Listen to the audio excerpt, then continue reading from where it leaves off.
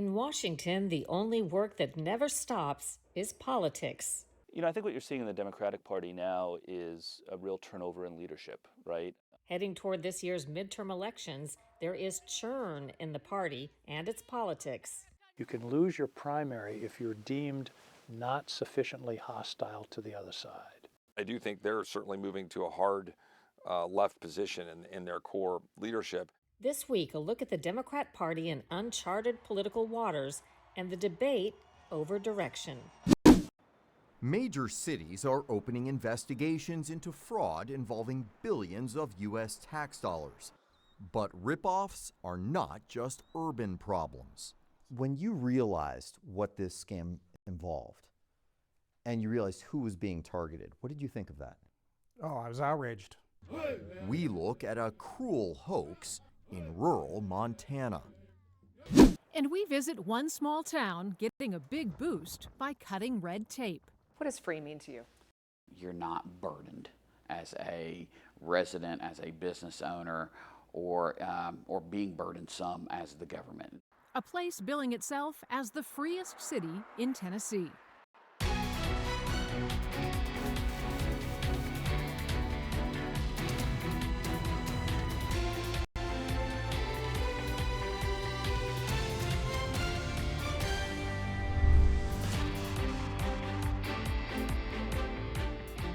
Welcome to Full Measure. I'm Sharyl Attkisson. Kamala Harris is floating another presidential run. Eric Swalwell is forced out of Congress and the governor's race amid a sex scandal. And Democrats are heading into the 2026 midterms divided between the concerns of everyday working Americans and far-left priorities. As of today, they admit they have no clear leader or direction and are struggling to define a post-Trump identity. The November elections will decide control of Congress and could shape the emerging 2028 presidential contest. Today, we survey the landscape of the as-yet undetermined future of the Democrat Party. What do you see is happening in terms of the direction and how that could impact or pull at the Democrat Party as a whole group that can have impact? You know, I think what you're seeing in the Democratic Party now is a real turnover in leadership, right? Congressman Seth Magaziner is a Democrat from Rhode Island. But having some turnover and some change in leadership is a healthy thing, and you're seeing that happen in the Democratic Party now. It can be messy, and it can be contentious at times, but ultimately it's a good thing. Much of the messiness comes from the party's shift towards socialism and communism. Socialism and communism emerged in the early to mid-1800s, followed by a long and disastrous string of failures. The National Socialist German Workers' Party, or Nazis, advocated to abolish earned income and seize private property and industries, though historians today disavow the Nazis' socialist links. The Union of Soviet Socialist Republics, or USSR, was the world's first communist country.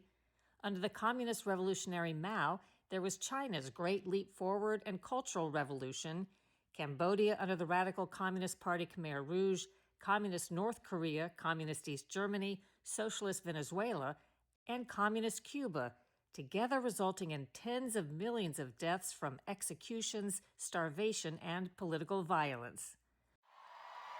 This is America, New York City. Not long ago, openly embracing ideologies linked to those disasters could end a Democrat's career. Today, it's increasingly worn as a badge of honor. Let's have a record-breaking turnout on Tuesday. In the U.S., Bernie Sanders is the only senator to openly identify as a Democratic socialist. Once dismissed as a marginal figure, he proved remarkably popular when he challenged Hillary Clinton in the 2016 presidential race. The Democratic Socialists of America reports approximately 250 of its members or endorsed candidates now hold elected office across 40 states, with 90% elected in the past 6 years. And we must chart a new path, including New York City Mayor Zohran Mamdani. I am young, despite my best efforts to grow older. I am Muslim. I am a democratic socialist. I do think they're certainly moving to a hard left position in their core leadership. Chip Roy is a lead Republican in Congress. I certainly think that we've seen some fairly extreme left candidates popping into the front of the Democrat Party. We saw it obviously in New York with Mamdani. We saw it in the recent congressional election, even in Nashville, Tennessee. There was no real gray area about whether either of those candidates are coming from.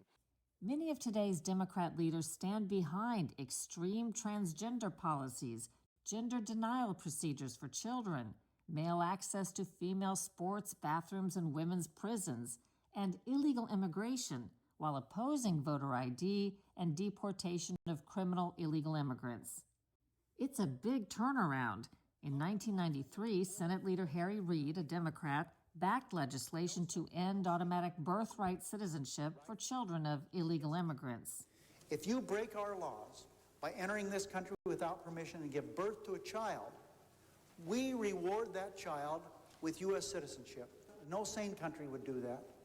In 2009, Reid's successor, Democrat Chuck Schumer.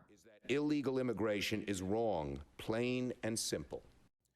But today, Schumer leads the Democrats' resistance to border security and the SAVE Act, requiring proof of citizenship and voter ID. The SAVE Act is nothing more than Jim Crow 2.0. If the SAVE Act were to become law, online registration, registration by mail, and registration drives would become a thing of the past. Some high-profile Democrats are calling out what they see as madness. We as Democrats nationally, from Latinx to defunding the police to police organizations are all racist to bringing a set of cultural wars to our schools. We are on the losing side of those cultural wars, full stop. When then the Vice President Harris referred to President Trump as a fascist, and I knew absolutely we lost the plot at that point. Senator Angus King is an independent from Maine who usually votes with Democrats. What are some of the conversations you're having with your Democrat and maybe even some of your Republican colleagues in the Senate as these things are developing and decisions are being made about what to do? What I've seen is you can now lose your primary, not because of your position on immigration or abortion or whatever it is. You can lose your primary if you're deemed not sufficiently hostile to the other side. In other words, you're a dead duck if you're viewed as somebody who's willing to listen to the other side and try to find a compromise solution. That's dangerous if you think about it, because people come here, none of these major problems can be solved without compromise. Nobody has all the right ideas. But if you come here afraid to talk, think about what does that do to the Congress? Paralysis. Can't solve problems.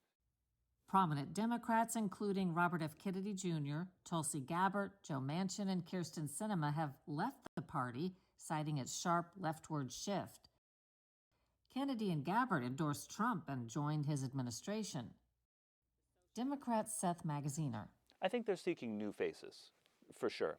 And by the way, I mean, Trump, even though he's someone who I disagree with on almost everything, there are certain issues where he moderated himself compared to the prior establishment Republicans, right? Right. Like he is not far right on a lot of stuff. Well, in fact, he's more like a Democrat on some issues. Well, right. I mean, like he's far right, too far right for me on a lot of things, and particularly on rule of law issues, which concern me deeply. But he doesn't talk about cutting Social Security the way even Mitt Romney or Paul Ryan did, right? And so, similarly, on the Democratic side, I think you will see new leaders emerge, and they already are emerging. And again, it's not about moving to the left or to the center. It's about new faces, it's about new voices, and it's about having the courage to break from the orthodoxy. I think independents in both parts of the spectrum are growing. I also think the sleeper area to watch is those who are moving towards the libertarian space. Ron Wyden is a lead Democrat in the Senate. Do you have any thoughts just about where the party's headed and where the party's going today? I do.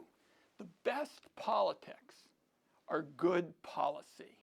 I think the American people, and I hear it in my town hall meetings, I've had more than 1,100 open to all town hall meetings, that People want to see elected officials stand up. I do a few things that are different. For example, at those town hall meetings, I just finished 5 in areas where Donald Trump got more than 70% of the vote. So they're very red, bright red. And I talk to them, or really listen to them, talk about health care because they're seeing that their rural hospitals are going to get flattened.